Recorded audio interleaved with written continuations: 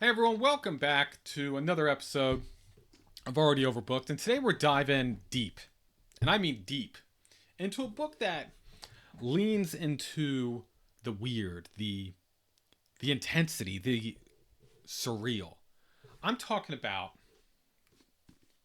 Discovery, book one of Strange Eons by J.A.J.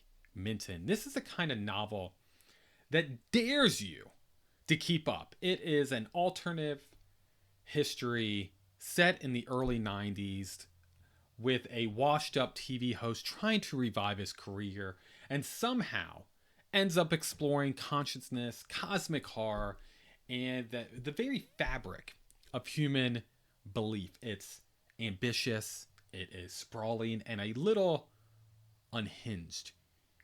But is the hype for this book real, or is it flat like a playing card?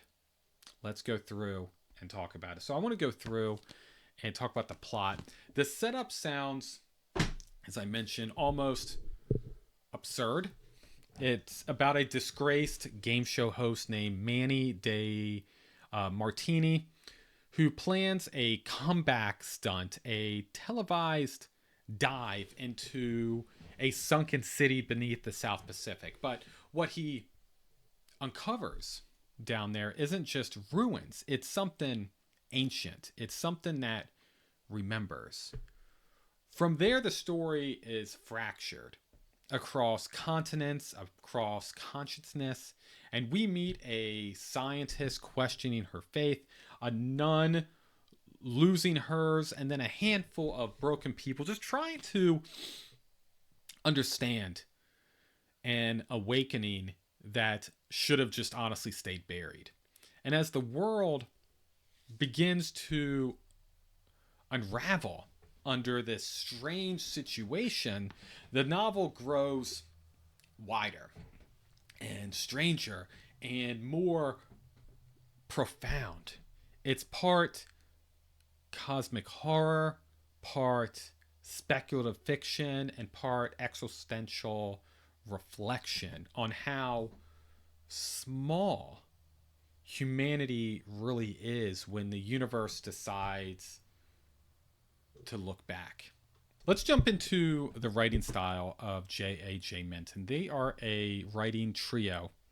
It's a family that found a way with their distinct voices and obviously clear foundation of different backgrounds to go through and write a story that is so unique.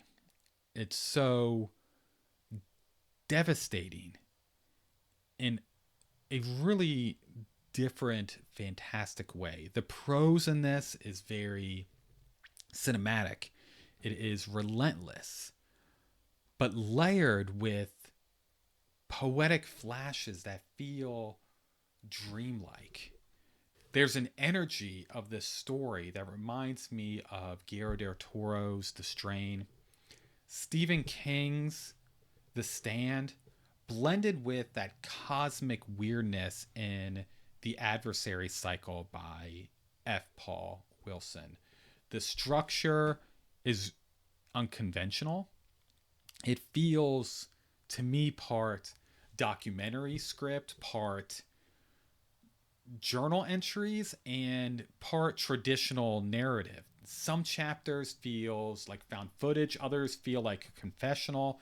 It can feel jarring at times, but intentional. And the book goes through and constantly plays with perspective and time, forcing you to earn your footing. But the dialogue within this is very structured, it's human, it's sharp, and darkly funny at times. There's a rhythm here that feels less like reading and more like decoding. And it's very different, but so cool at the same time. At its core, Discovery is about the intersection between faith, technology, and that fear of the unknown. It goes through and it goes through and asks you what happens when belief meets proof.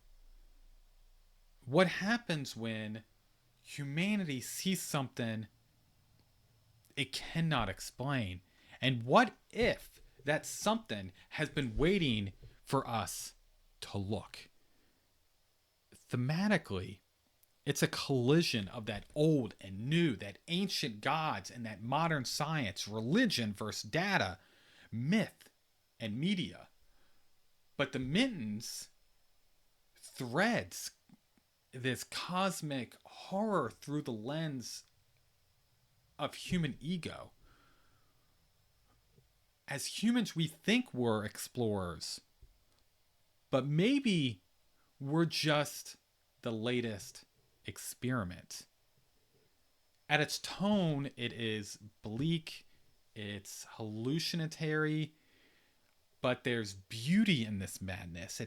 You feel the salt of the ocean, the hum of forgotten machines, and the slow erosion of the characters and your sanity. The horror is not built on those jump scares. It's built on the realization of what is actually happening. And just like all the books I go through and read, I want to jump into the pros and the cons. Some of the pros: it is bold. It is genre blending storytelling. It has that mix of myth, horror, sci-fi blended together so well. It feels so original. The book is deep. It's immersive. The atmosphere feels so lived in. Every scene feels soaked with curiosity and dread. The complex characters are so well done. The philosophy, the depth, it doesn't hand you any type of answers, but it dares you to go through and start asking types of questions.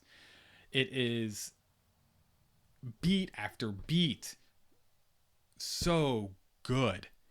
Now, some of the cons: the pacing can feel uneven. The first half of the story demands patience while you try to go through and puzzle things out, but it does line up. So it doesn't leave you hanging. It goes through and starts, things start making sense, and you start seeing more of the game board. You start really understanding.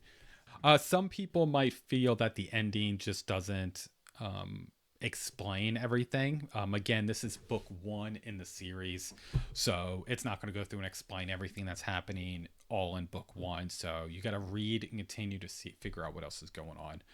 Really, at the end of the day, Discovery isn't. It's not an easy read, but it's a rewarding one. It's the kind of book that lingers in your thoughts days and weeks after you finish. The Mintons write like someone that understands the vastness of our world and is trying to explain it to us in a way that we're not going to be overwhelmed. It is so special. And if you're really looking for a story that breaks the mold, it mixes psychological, cosmic horror with philosophical sci-fi that makes you question what's real and what's imagined, Discovery deserves a spot on your shelf. And for me, this book is beautiful. It is ambiguous. It is something messy but unforgettable. I am all in on Strange Eons. And if you want a story that takes a genre blending risk and lands it with ease, check out Discovery by J.A.J. Minton. So let me know if you've gone through and read Discovery. If you did, I would love to hear your thoughts on your perspective on the 5-part acts. Do you think that landed? Did you enjoy that? If you have not read Discovery, go buy the book. I'm not going to say you should or shouldn't to go buy the book. You will love it. It is genre blending with crazy success. It's so well done. So thanks so much for watching. Don't forget to like, subscribe. You know what to do. Till I see you in the next one. Stay overbooked.